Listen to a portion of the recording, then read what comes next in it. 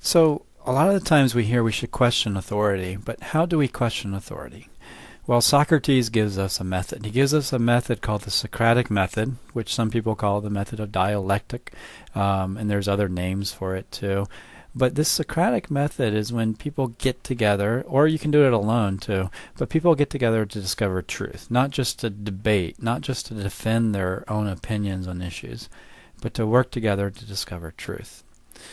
It's not rhetoric, it's not debate, it's something a little different.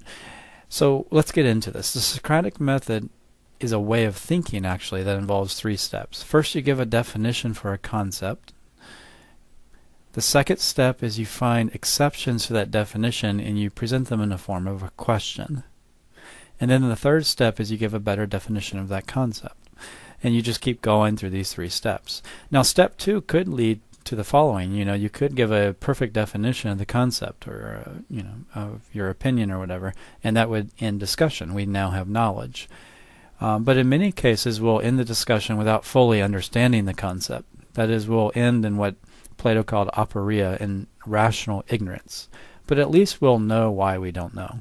And we'll also have eliminated some insufficient definitions. So let's use a concrete example to illustrate this method. Let's say we ask a child what is a triangle. And here's step 1. The child says a triangle is a shape. So we have a definition, step 1. Now, in your mind you might be thinking, well, this is not a sufficient definition for triangle because there's many shapes that are non-triangles, for example, circles and squares. And in other words, this definition of triangle includes too much. It does not exclude all non-triangles. So thinking of this, you ask the child the following question. Well, a circle is a shape. Is a circle a triangle?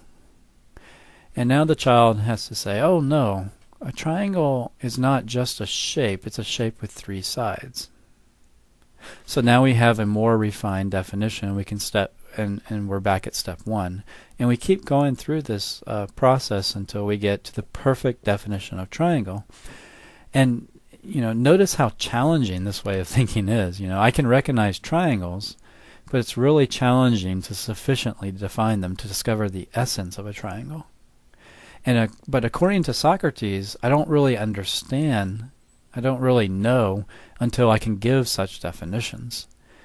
So the consequence is that we know very little. I mean, to better understand why we know so little, just try giving a definition for justice or goodness or truth or beauty or love or circle or something like a fish. I mean, if you ask me what is a fish, I'll give you a definition, but it won't be the perfect definition.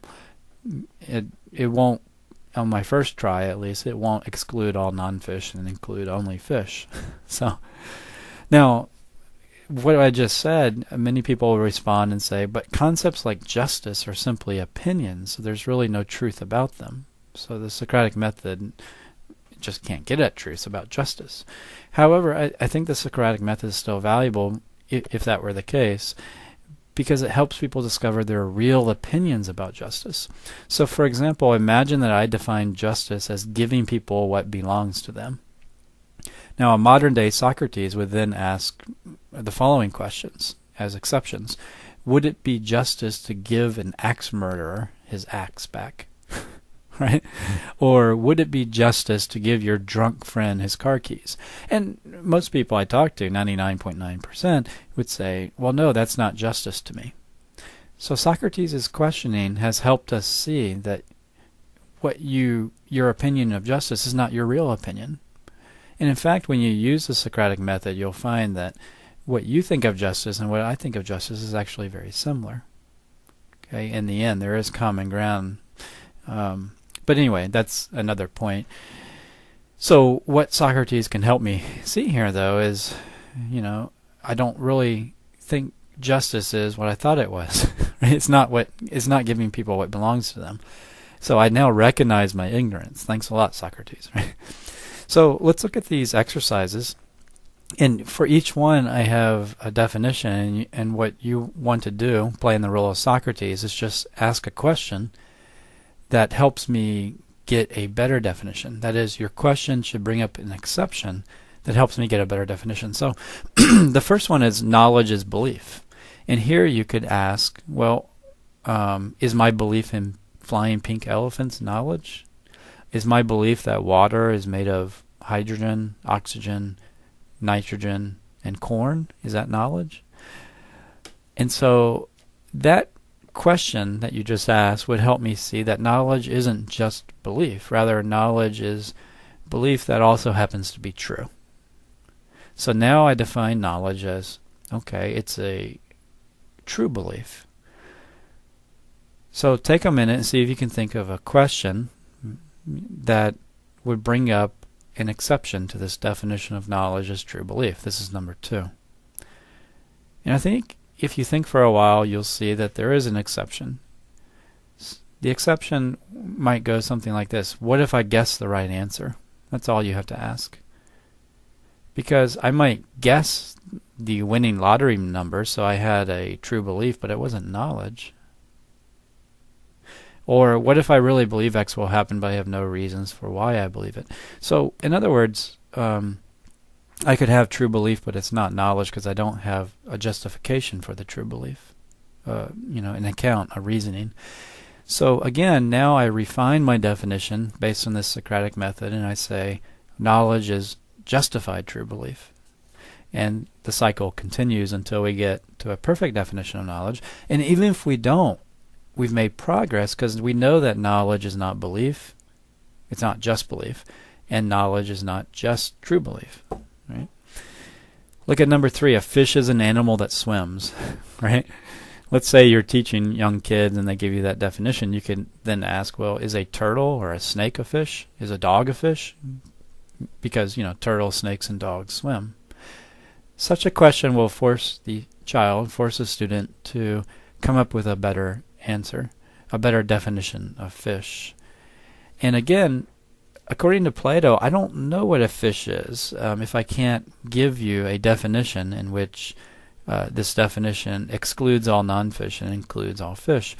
I could point to you, that's a goldfish, that's a catfish, but I don't really understand. That's just recognition. Real knowledge comes about when you can discover the essence of fish, the essence of knowledge, the essence of triangles.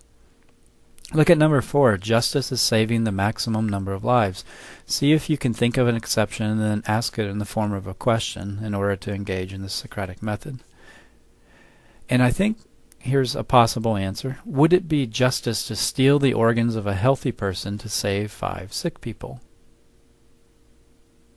And I think most of you would say no.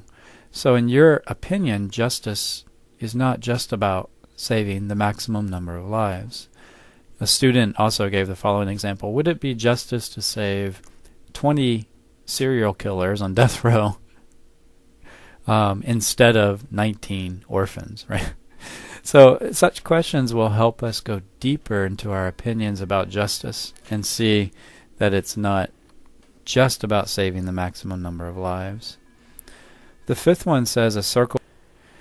So the 5th one says a circle is an enclosed shape, and a good question to ask is, well, is a circle a square? Since a square is an enclosed shape, and that should lead us to a more precise definition of circle. The 6th one, you can see, says games are things people play. Well, is a violin a game?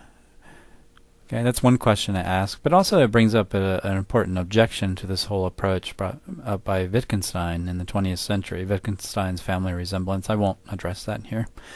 The 7th one is love is affection towards people that please you. Okay, so think about that definition, see if you can see an exception, and then ask a question like this. Can you love a child with whom you are displeased? Okay, I think you can. So you want to refine your definition. Or let's say that you say love is a feeling of attraction. Okay, I can then ask, or Socrates could ask, is it love if I give you $100 if I give $100 to charity even though I don't feel like it? That is, I do it from a sense of duty instead of some feeling. So maybe love isn't just a feeling, or maybe there's different types of love. So the Socratic method will help us clarify our thoughts, right, on all of these issues. And again, it's really rigorous. It's really hard. I mean, if you ask me to define a fish or a phone, I'm not going to be able to do this right away. I need to go through the Socratic method with you to be able to do it. Now, there are some things that I have thought a lot about, like knowledge and so on, where I can give you a very good definition, but I'm limited. I haven't thought about everything, so I can't do it for all. So what's the application value here? The Socratic Method reminds us that good ideas take work and they're based on rigorous thinking. Testing your ideas with this Socratic Method will give you more confidence in your ideas and your opinions about justice and goodness, as well as your ideas about triangles and so on. And it will increase the probability that your ideas are true because you're testing them. And this applies to opinions too, opinions about justice or whether we should go to war or not, because opinions are either reasoned or they're just mere arbitrary opinions.